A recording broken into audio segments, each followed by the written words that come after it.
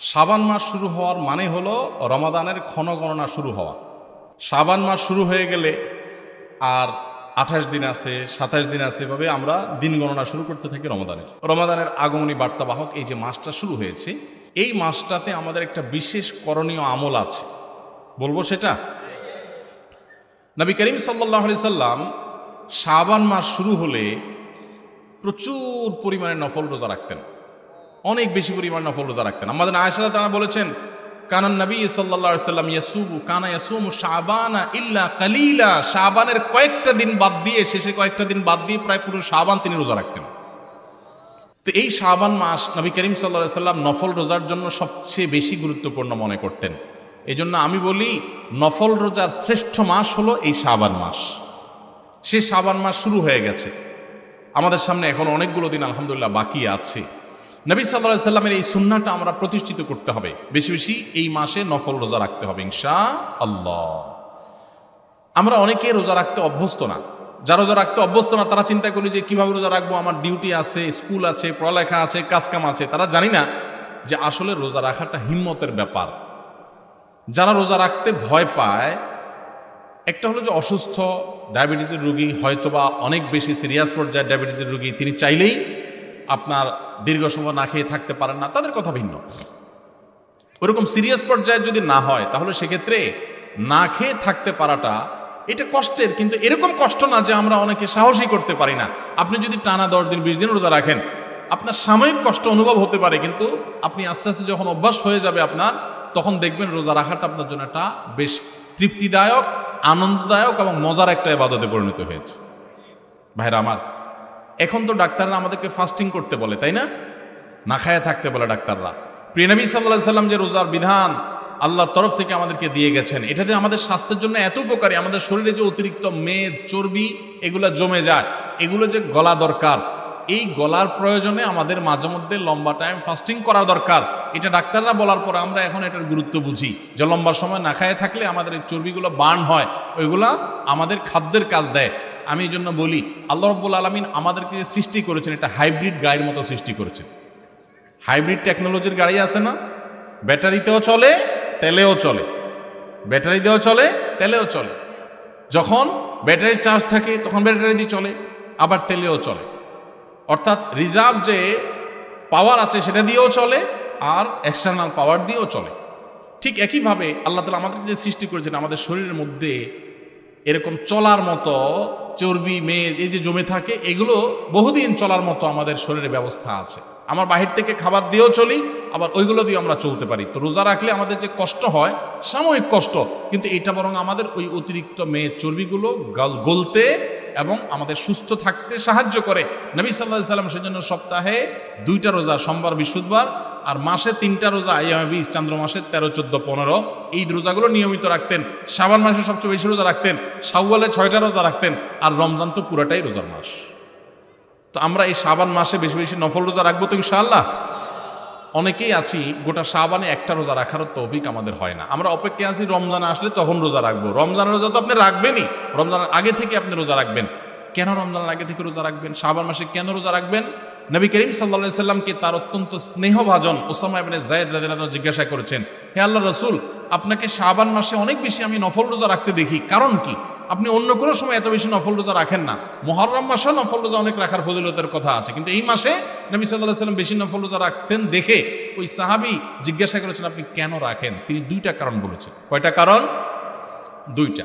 তার একটা হলো, তিনি বলেছেন, প্রথম কারণ হলো শাবান মাসের আগের মাসটা হলো রজব মাস, আর শাবান মাসের পরের মাস যেটা আসতেছে সেটা হলো রমজান মাস।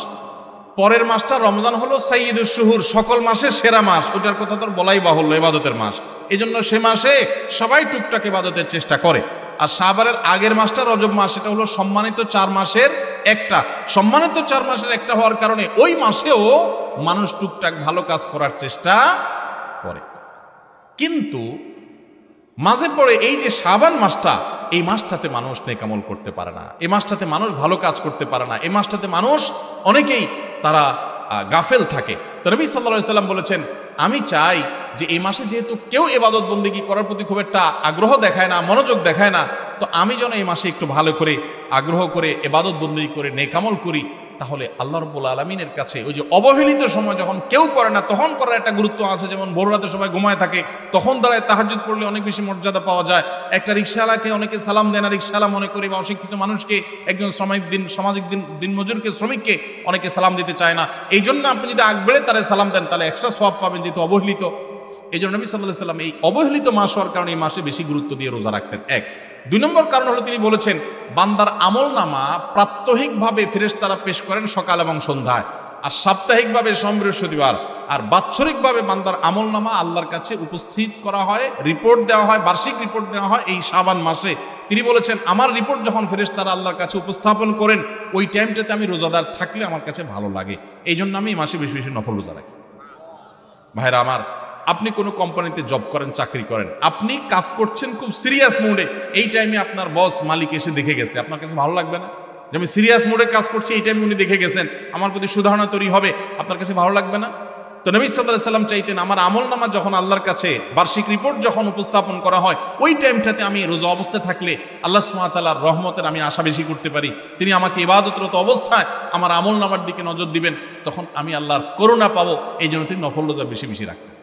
ভাইরা আমার, এছাড়াও আরো 2টা এডিশনাল কারণ আছে, সুবিধা আছে রোজা রাখার। আমরা যে 5 ওয়াক্ত নামাজ পড়ি, এই ফরজ নামাজগুলোর আগে এবং পরে কিছু সুন্নত নামাজ আছে না? যেমন জোহরের আগে 4 রাকাত, জোহরের পরে 2 রাকাত, মাগরিবের পরে 2 রাকাত, হ্যাঁ, ফজরের আগে 2 রাকাত, এশারের পরে 2 রাকাত, এরকম নামাজের আগে পরে, ফরজ নামাজের আগে পরে সুন্নত নামাজ আছে না? এটা হলো ফরজ যে মূল ইবাদত, এটা রিহার্সেল, এটার প্রস্তুতি, এটার পরিপূরক। কোন ক্ষেত্রে যদি ফরজের ঘাটতি হয় আল্লাহ তাআলা নফল দিয়ে পরিপূর্ণ করেন। রমজান হলো ফরজ রোজার মাস, 30 রোজা বা পুরো মাসের রোজা রাখা ফরজ।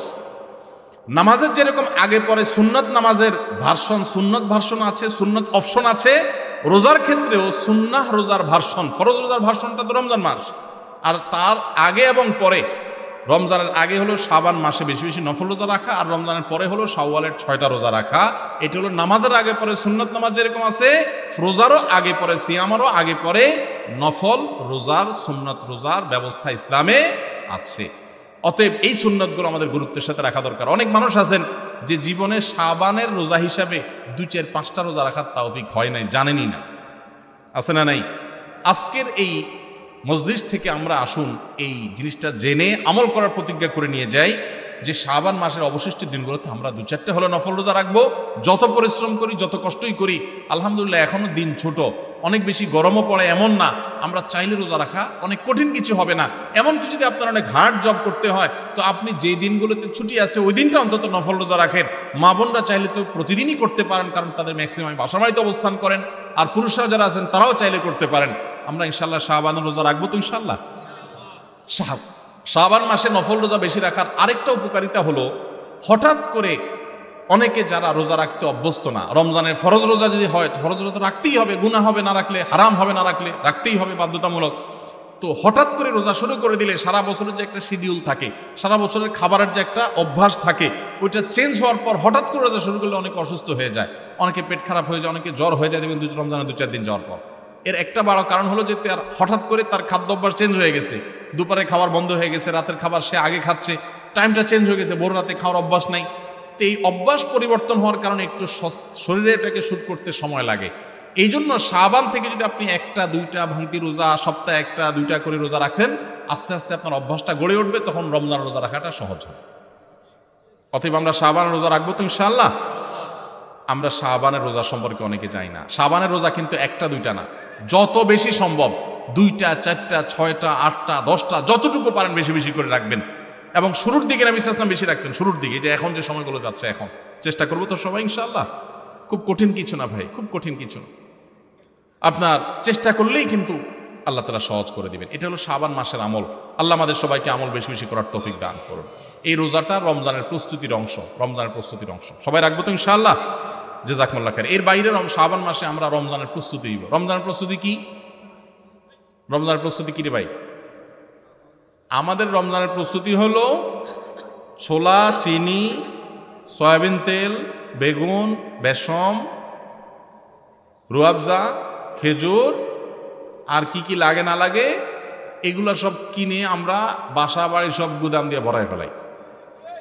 এই জন্য প্রতি বছর দেখা যায় যে সংশ্লিষ্ট ডিপার্টমেন্টের লোকজন যারা থাকেন তারা খাদ্য আমদানি করে কুলায় না, বাঙালি খায়া তুষ করে ফেলায়।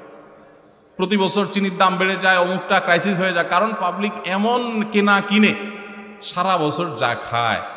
রমজান মাসে তো আল্লাহ তাআলা দিনের বেলা পুরাটাই খাওয়া বন্ধ করে দিয়েছেন, খাবার তো পরিমাণ আরো কম খরচ হওয়ার কথা, কিন্তু দেখা যায় মার্কেটে আরো ক্রাইসিস সৃষ্টি হয়, কারণ এমন খানা খাই আমরা সারা বছর। ইফতার মানে হলো নাস্তা, ইফতার শব্দের অর্থ কিন্তু কি নাস্তা। সারা বছর আমরা নাস্তা খাই সকালবেলা, রাতভর ক্ষুধার্ত থাকি, সকালে নাস্তা খাই। আর রমজান মাসে সারাদিন রোজা থেকে না খেয়ে থেকে সন্ধ্যার সময় আমরা ইফতার করি। বাসা বাড়িতে আপনার ইফতারিতে আইটেম কয়টা থাকে? হয় ভাত ভর্তা ডিমবাজি, অথবা একটা তরকারি ভাত, অথবা আপনার পরোটা ডালবাজি বা সাথে ডিম, এইটা এক কাপ চা, 2 পদ 3 পদ, বড় জোর 4 পদ থাকে। মাগার ইফতারিতে কয় পদ থাকে? 8-10 পদ, এর নিচে আমাদের হয় না। এমন খানা খাই, এটা কি রমজানের প্রস্তুতি? খাইতে খাইতে গলা পর্যন্ত খাই, এরপরে তারাবি পড়ার অবস্থাও থাকে না।